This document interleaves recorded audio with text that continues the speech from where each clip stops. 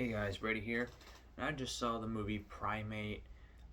So this is a movie about a chimpanzee, not a monkey like fucking Stephen King would like to have you think of it as in his movie The Monkey. It's clearly a chimpanzee, and chimpanzees, last time I checked, are not fucking monkeys. They're primates. Um, they don't have tails, which is an indication that chimps are in fact not monkeys.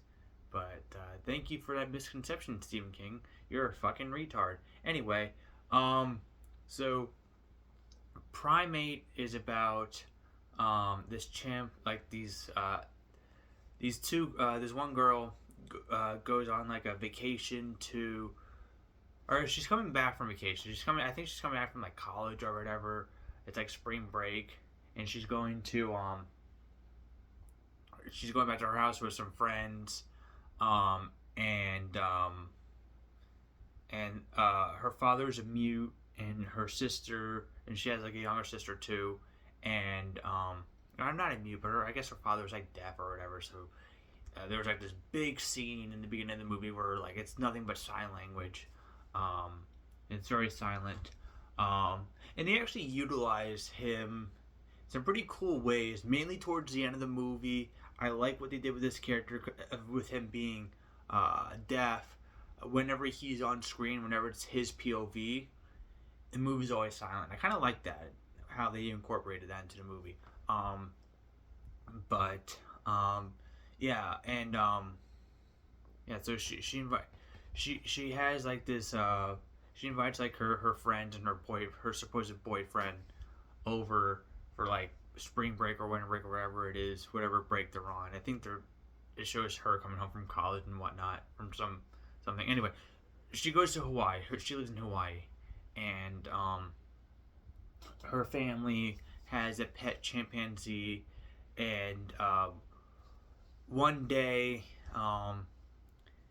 something gets into the his cage, and you don't see it, but it attacks him or bites him or whatnot. And now the chimpanzee has rabies and is on a rampage and starts attacking people, attacking her friends around the house. And the um, deaths in this movie, when they happen, they're quite brutal. Like really fucking brutal, like grotesque in some ways. Especially this one scene where um, the chimpanzee rips this guy's mouth, like literally grabs him by the lower jaw and just kind of stretches it out and pulls it off. And yeah, and the camera keeps showing the guy with his jaw ripped off, like not like a close up, but like a crane shot almost, or like kind of like this, where the camera's like this to the person's face, and you just see nothing but like his lower jaw's just fucking gone, and it's disgusting to say the least. Um, but yeah, I did. The movie is quite gory in that sense. Um, the only other gory moment is in the beginning of the movie. I'm not going to say what happens, but it is quite graphic what happens, and I mean, yeah. So the beginning of this movie has an actor who I think you're gonna know who he is as soon as he popped up on screen. Like you just see like a silhouette of him. I'm like, it's that guy. I know it's that guy. I could just tell by the voice it's that guy. And then like when they reveal his face, like, oh, I was right. It is that guy. Spoiler: Peter Poole from Deadpool and Wolverine. It's Rob Delaney. He's the only big actor in this movie. Um, and yeah, he gets X'd off pretty quickly. In the, I guess you call it the prologue of the movie, which they have like a little flashback to in the somewhere in the middle of the movie, where yeah, because besides the prologue of the movie, I guess it cuts to like earlier that day where like the chimpanzee's nice and friendly with everyone because it's like I said, it's their fucking pet.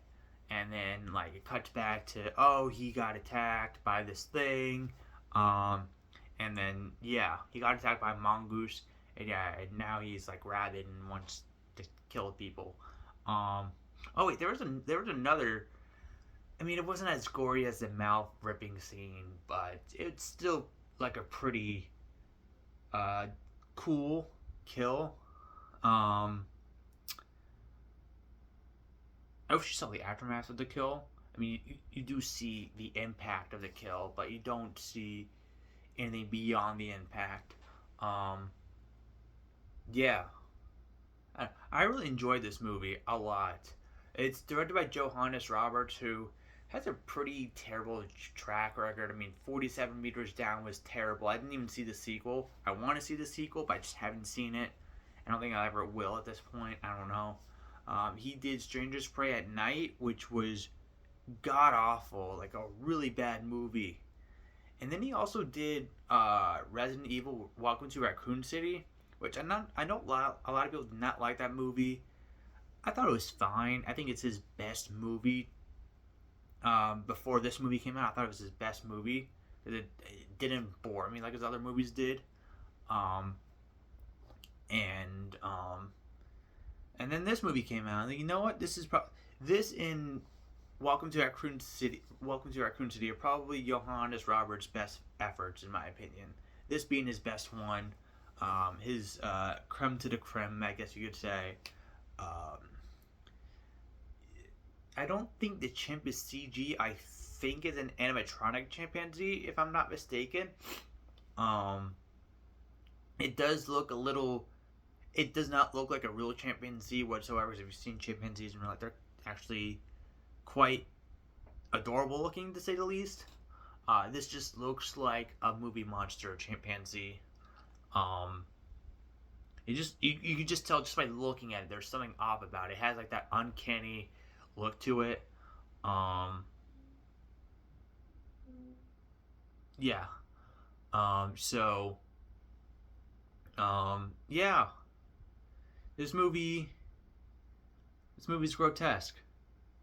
It's one of the goriest horror films I've seen lately. I feel like horror movies lately have gotten like more and more gory, and I like that. Will we ever get get the standards of like Terrifier and whatnot? I don't know. Terrifier used like a lot of practical effects. It also doesn't help that Todd Savini, one of the best makeup artists in horror, was did the makeup for Terrifier as well. All three of them.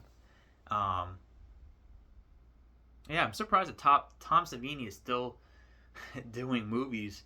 I think he was like 17 or whatever when doing um, Dawn of the Dead in '78. So maybe I shouldn't be too surprised. But or maybe he was either 17 or 21. I'm not sure. He was one of those two ages.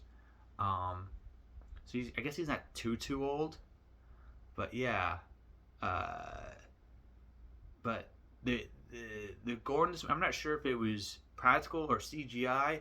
It looked pretty real to me, so I'm gonna assume it was practical. Um, but it could also be CGI. I don't know. Um, I like the score in this movie. I thought the score to this movie was really good. I love the '80s techno sound they had for the score. It kind of reminded me of the movie Sorcerer with Roy Scheider. It came out in 1977. Not a lot of people talk about the movie. I saw the movie a couple times, but I first saw it in high school and fell in love with it instantly. Um, and I had the Blu-ray for it, and I know Criterion just released it to 4K. Don't think I really want to upgrade the Blu-ray just yet or at all because it still works. Um, I don't buy a Criterion just to have a Criterion. Like, if a movie doesn't have a standard Blu-ray and it's only on Blu-ray via Criterion, I'll buy the Criterion. But if there's a standard Blu-ray of the movie that is also in Criterion, I'd buy the standard Blu-ray because I don't care about all the extras and all that. I just want the movie. Plus, Criterion's are expensive. I know Brazil has a standard release, but I bought the Criterion. That's the only exception because I forgot it had a standard release. Anyway, that's besides the point. But I'm gonna give Primate. I'm gonna give it, I guess, a 3.5, maybe 4. Yeah, 3.5 out of 5 stars. Um, Definitely worth seeing in theaters. The um, audience I had was with the movie. Um, they were commentating on like the dumb decisions the characters were making. They were cheering at all the right moments and whatnot. Um, they were laughing at the right moment. I think this movie's a dark comedy, by the way. It's on IMDb. It's listed as a horror, but there are some darkly comedic moments in this movie, and I know sometimes horror movies have comedic moments in them, and it doesn't make them all dark comedies. But I feel like this one should qualify as a dark comedy, specifically for this one scene you see in the trailer.